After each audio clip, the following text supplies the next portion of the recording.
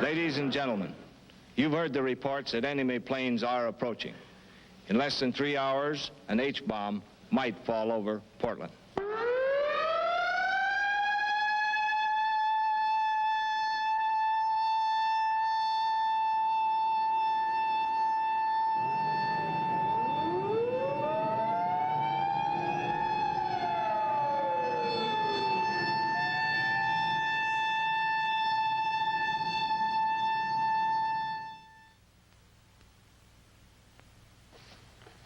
Like myself, I think you're going to be very interested in this story that we're going to tell you.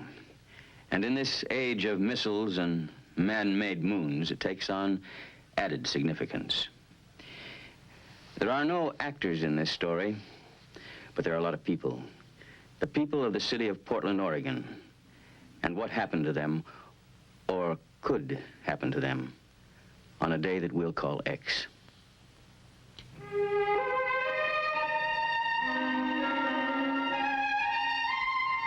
This is the land, between the mountains and the sea, between the snow-capped crater of Mount Hood and the Pacific. It's tall timber country. And this is the city, largest dry cargo port on the Pacific coast. And its people are friendly and rugged in the tradition of the Oregon Trail. Population, about 415,000, more or less about the size of Hiroshima. And this is what happened, or could happen, on a certain day called X. The sun came up at 6:31. Joe Foteff was there to observe and chronicle the event. The paper, Joe noted, was a little heavier than usual, but naturally he didn't stop to read the headline. And Mrs. Frank Stufel, Portland housewife, mother of 5, was concerned at 8:02. John, it's time to get up. You'll be late for school. Children late and coffee boiling. And with these problems duly appraised, she turned to the woman's page of the Oregonian, thus managing to avoid the front page, which, after all, contained nothing but scare headlines. The time is 8:27. Wake up, Portland. It's a wonderful day today. Stay tuned to KOIN for the best in music and news. And now, we continue our wake-up show with more transcribed tunes. At 8:36, the population of Portland increased by 1. Timothy James made his first comment at a local hospital and settled down to life in the 20th century. Like all communities, religion is important. The people, like its church architecture, are forward-thinking. At 9, a special service is being held. And at the busy port, at 9:18, Ray Matthews, a longshoreman, loaded scrap iron bound for Japan.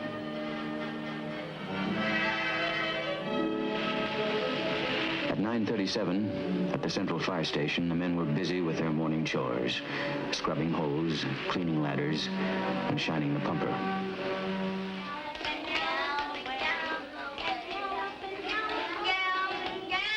By 10 that morning, at the Harvey Scott School, the kindergarten class of Elsie McGlendon was much involved with the morning's activities.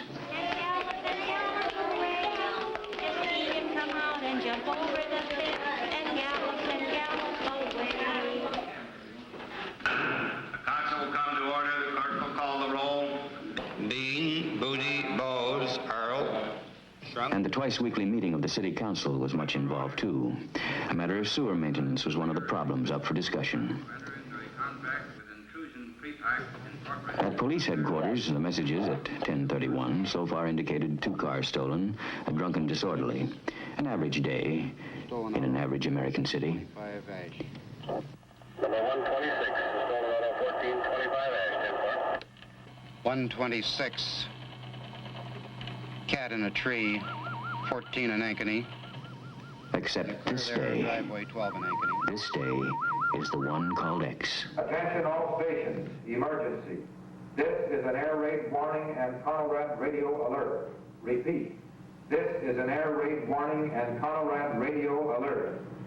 Enemy aircraft are over the Aleutians. Stand by for warning time.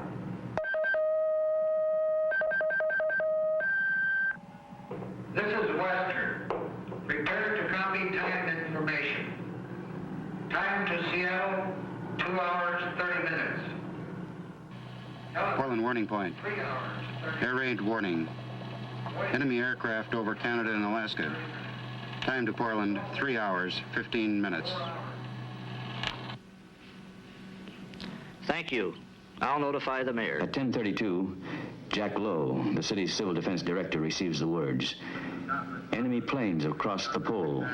Probably they carried H-bombs. Likely one, maybe two, are headed for Portland. The mayor is alerted. Clerk, gentlemen of the council, I've just received the information that enemy planes are approaching this area. I've just authorized the sounding the evacuation signal. The council will be in recess and we will immediately reassemble at the Emergency Operations Center. And so this day called X, which began in such an ordinary way, is no ordinary day. At 10:35, the banshee wail of the siren echoes the warning, and the city prepares for survival.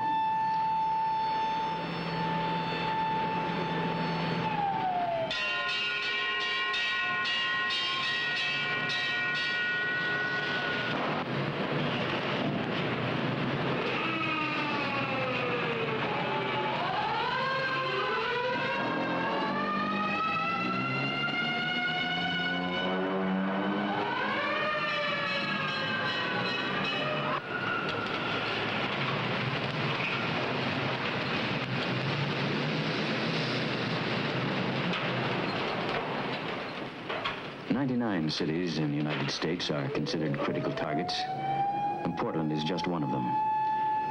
And it's so hard to know in advance how any man will react when that day comes.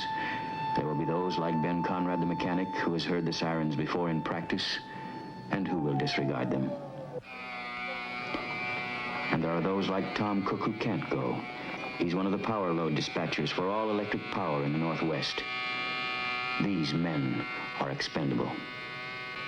Others can and do go.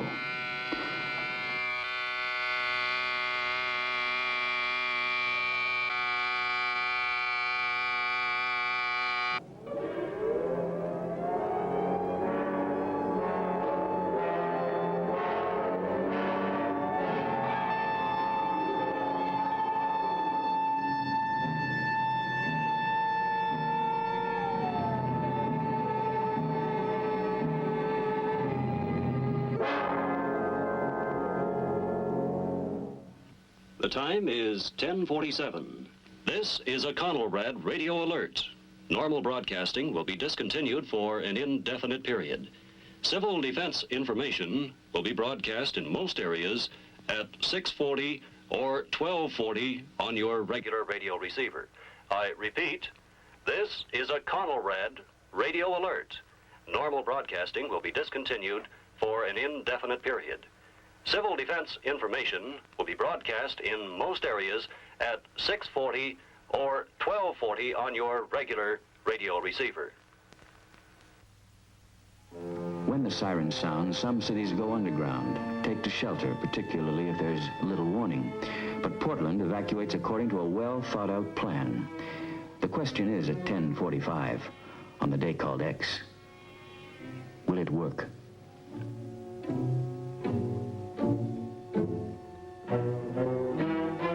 Quietly, without panic, the city organizes, becomes mobile the best it can.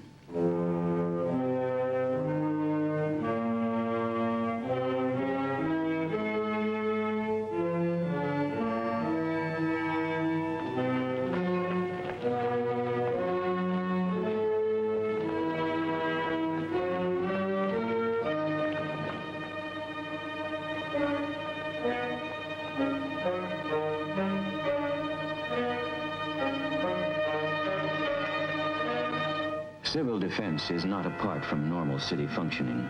The same utilities involved in caring for a city in peace are those equipped to care for her in an emergency. and when the siren sounds, each man knows his responsibility.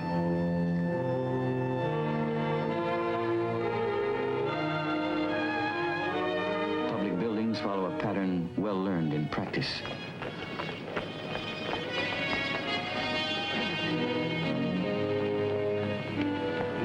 The idea, to move out of the city, to move fast, but with caution.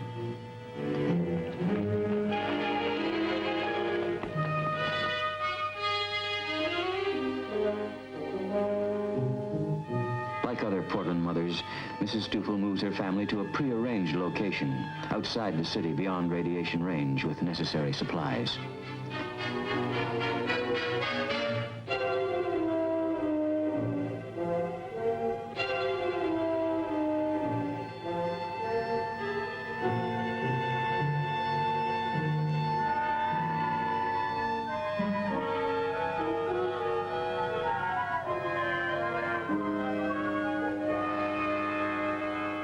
Timothy James and his mother go for an unexpected ride in a moving van in his first day of life.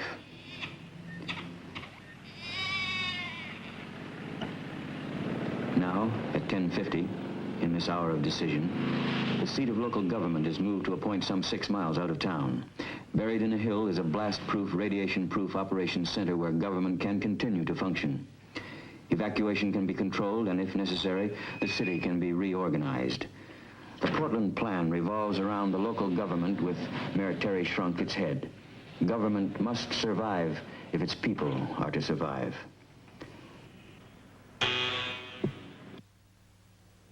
Civil defense is government operating in an emergency. Mayor now.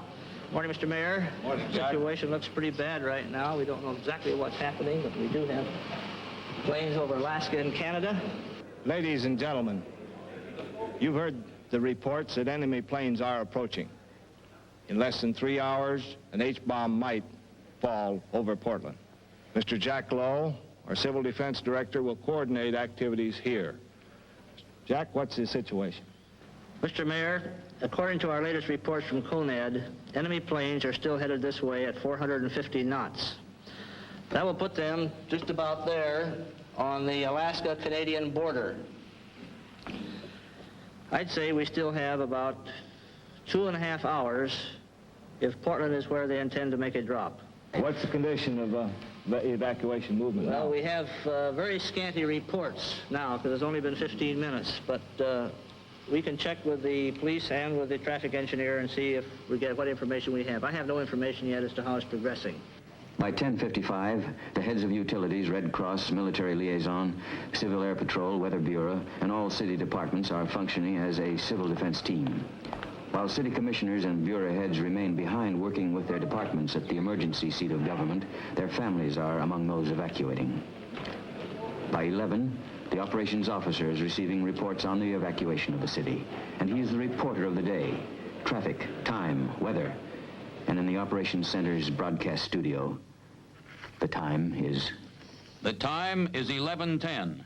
This is an official civil defense broadcast. Enemy aircraft are over Canada and headed this way. Normal broadcasting has been discontinued until after this emergency has passed. You are now tuned to Conelrad and will receive official information and instruction on this frequency. Keep your radio tuned to this frequency. Remember, there is a traffic plan for the evacuation of the city. All cars in the downtown area must follow the green lights.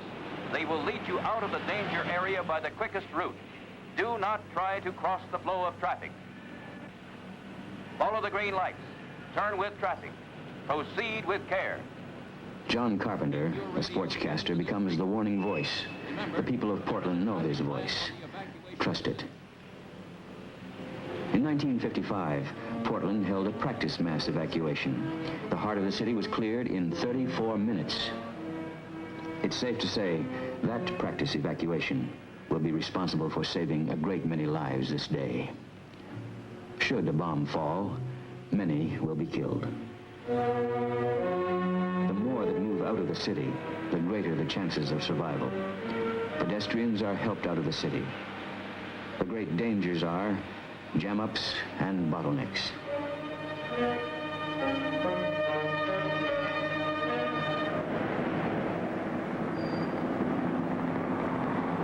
Whirling over the city, a police helicopter reports traffic movement to the operations center. Copter 1 to dispatcher. Copter 1 to dispatcher. Copter 1, go ahead. Barber and Slavin traffic moving very slowly, bumper to bumper. Suggest 1 or 2 lanes be diverted east on Hamilton. Over. 10-4, 1131. And at 11:32, at the operations center, Police Chief Hillbrunner receives a suggestion, and with traffic engineer Fred Fowler, he works out a way to divert traffic. Motorcycle policemen are sent to split the load onto a side road. There's no way of knowing if Portland actually is an enemy target. But with 3 hours of warning and the time fading fast, it's vital that all roads lead to safety, that all roads be kept open, allowing people to evacuate from the potential target area. Meantime, county and state police halt and divert incoming traffic away from the target area.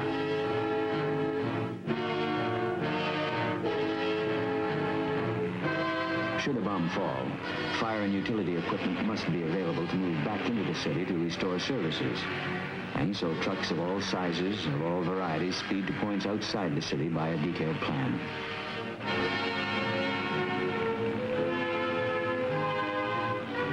By 11:45, the men and equipment have arrived at the dispersal areas away from the target. Auxiliary police and auxiliary firemen are also in action. This is serious business, man. We anticipate attack. Secure your vehicles as best you can. Turn off the ignition. Put on the tarps on the fire apparatus. Take the radiation instruments with you. Move immediately to dispersal area. Move as quickly as you can to dispersal cover. I say again, move to dispersal cover.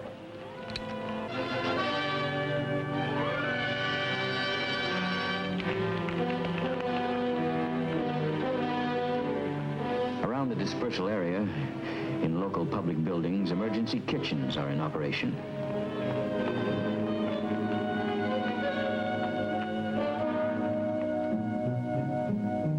Rumors are everywhere. Facts are hard to find. But back underground, at the operations center, with time running out, only facts are considered. According to information we have just received from Western Air Defense Command, the situation remains the same. Enemy aircraft are still approaching in this direction.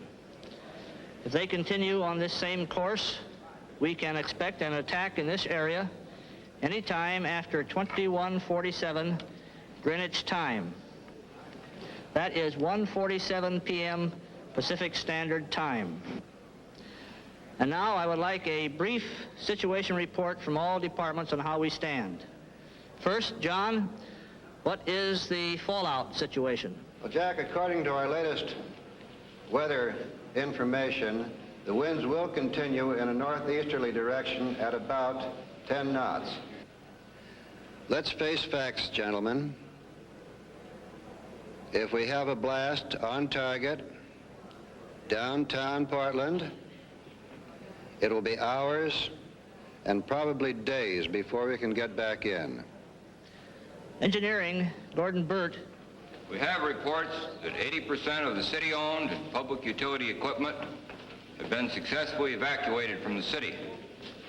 However, there is one group of electric company trucks caught on the west side. We're working now on a plan to get them out. Fire Department, Chief Simpson. The fire department's initial dispersal plan is in effect. Several units have already moved out to their respective dispersal points. Engine 24 and Engine 30 are currently fighting a residential fire, and they will stay on the job until this fire has been controlled. Police, Chief Hillbrunner. As for police activities, the city is about 65% evacuated. Traffic appears to be moving at about 15 miles an hour outbound. The state and county police have set up an effective roadblock diverting inbound traffic, thus enabling us to use all lanes for outbound traffic. Emergency medical, Dr. Metter. City hospitals are continuing to evacuate. Emergency hospital units are functioning in Forest Grove and Mount Angels. Others should be heard from soon. You might be interested in knowing that en route, one boy and twins were born. Gus Lang, welfare. As the reports continue, it is obvious that the Portland plan is working smoothly. Only 7 years earlier, Portland had no civil defense. It was then that the idea that civil defense was not to be separated from normal government evolved. And in 1952, a 1 mil tax levy to finance the plan was put on the ballot by unanimous decision of the City Council. After civil defense leaders went out and campaigned, the people voted to tax themselves to protect themselves. And later, the city charter was amended to assure continuity of government, so that in an emergency like this, should the executive branch become casualties, they would automatically be replaced by a legally established line of succession of other experienced city officials. The people, as now and after the emergency, are assured of continuity of their government. Schools report complete evacuation. There's no panic among the children. They've rehearsed this before. Reports from industries indicate approximately 90% evacuation. I think we're doing quite well. And so, at 1:25, with some 22 minutes till 0 hour, Portland seems to be doing quite well. Should a bomb fall now, city officials and city services will be able to carry on. And meantime, vital messages are passed on to maintain contact with state and county headquarters. Okay.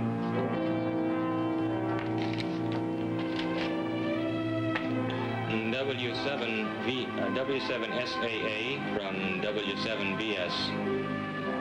Upstairs in this unique underground operations center, an emergency telephone system is functioning as the details of evacuation are reported and relayed. Part of the civil defense levy went to a comprehensive microfilming project supervised by Will Gibson, city auditor. More than 3 million documents and records that go back to the first handwritten city council minutes in 1851 have been microfilmed. Duplicates of laws and the engineering records without which the city cannot function are here. And so, in time of disaster, the records are preserved. And now, with a moment to breathe, some can take time for coffee in a built-in cafeteria. It's time to talk of families which have been evacuated. And there's time to be alone and think of the future.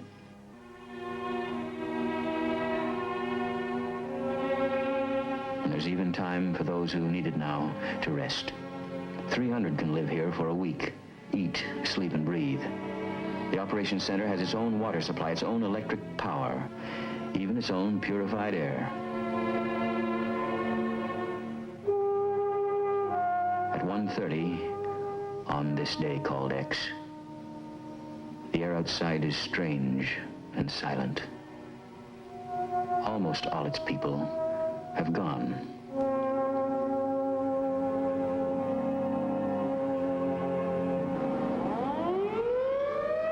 And at 1:32, as directed by the mayor, the siren sounds once more.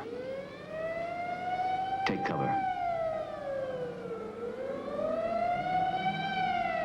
The evacuation is stopped, and there is nothing to do but wait. Back in the operations center, the day called X reaches its climax. Time now, 1:47. Enemy bombers are probably overhead.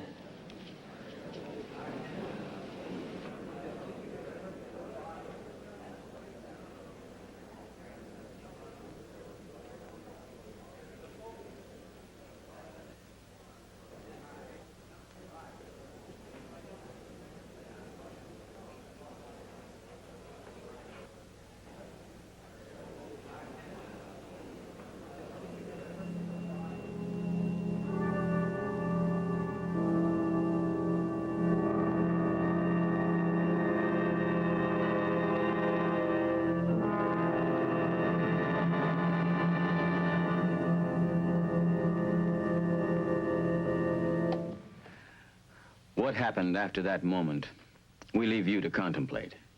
But one thing is certain. Portland has a plan for the survival of its people and the continuity of its government. And you know, actually, the survival of this entire nation depends upon the ability of federal, state, and local governments to carry out their responsibilities in the event of a massive nuclear attack.